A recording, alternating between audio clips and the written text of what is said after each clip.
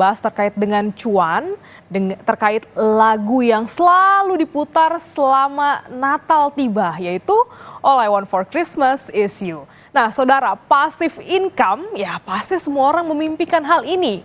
Walaupun namanya pendapatan pasif, usahanya nggak cuma diam. Ini yang dilakukan oleh sang ratu lagu Natal, Mariah Carey. Legenda hidup yang mampu mendaki tangga nada tinggi. All I Want for Christmas bukan sekedar lagu biasa yang selalu diputar saat Natal. Ada juga strategi dan juga timing yang tepat saat peluncurannya. Kita lihat datanya, saudara. Faktanya, sampai dengan 24 Desember 2023, lagu All I Want for Christmas Is You ini sudah diputar sebanyak 1,73 miliar kali di Spotify. Wah, luar biasa sekali ya. Dan ini diputar di berbagai belahan dunia. Lagu ini juga termasuk bagian dari 200 lagu yang telah menembus 1 miliar kali diputar. Padahal perlu juga nih Anda tahu, ada jutaan lagu yang terunggah di Spotify dan banyak banget pilihan lagu Natal di dalamnya. Nah, kalau kita lihat juga bagaimana data Billboard, lagu ini telah didengarkan sebanyak 2,18 miliar kali di Amerika Serikat saja. Jalurnya ini biasanya lewat pengunduhan lagu, pemutaran audio di aplikasi musik dan juga pemutaran video di YouTube.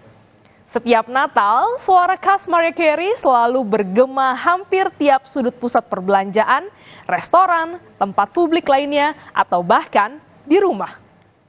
Nah, saudara, bagaimana dengan kombinasi antara aktivitas ekonomi lagu All I Want for Christmas ini menciptakan kurang lebih nilainya adalah 1,8 juta dolar Amerika Serikat atau sekitar 27,8 miliar rupiah. Angka yang fantastis. Ya, ini hanya untuk wilayah Amerika Serikat saja. Mariah Carey dan perusahaan rekamannya Sony Music ini meraup untung ya sekitar 27,8 miliar rupiah.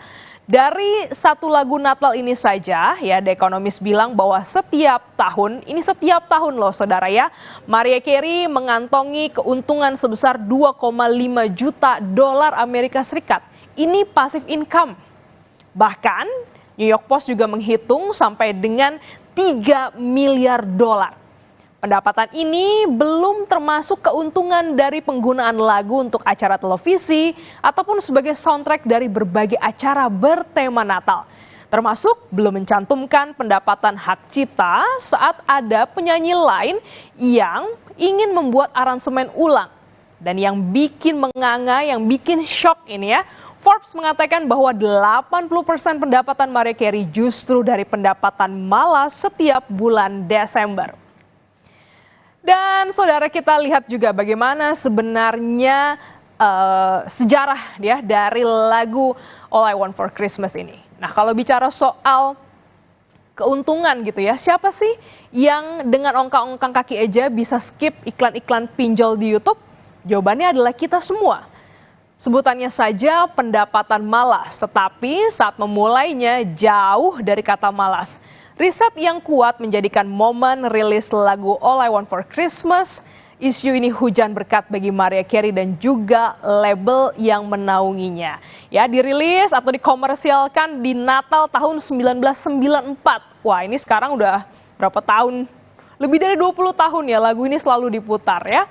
Dan juga kita bisa lihat bagaimana jumlah penganut atau umat Kristiani di dunia ini mencapai kurang lebih adalah 2,3 miliar orang atau sekitar 30% dari populasi dunia.